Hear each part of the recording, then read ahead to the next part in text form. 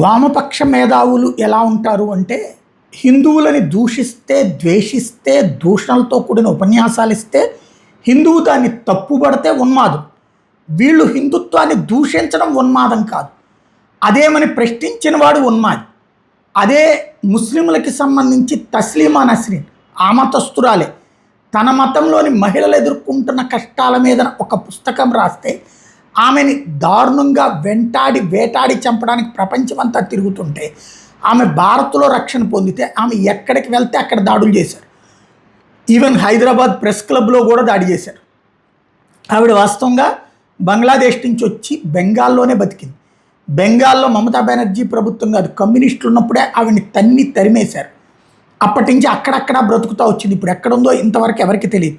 కానీ ఇప్పుడు BJP government అక్కడ వచ్చిన తర్వాత తస్లీమా నస్రీను ఆగస్టు 1వ తారీఖు జరగబోయేటటువంటి ఒక కార్యక్రమానికి అటెండ్ కాబోతోంది. దాదాపు 20 సంవత్సరాలు పట్టింది కలకత్తా గడ్డ మీదకి ఆమె అడుగు పెట్టడానికి.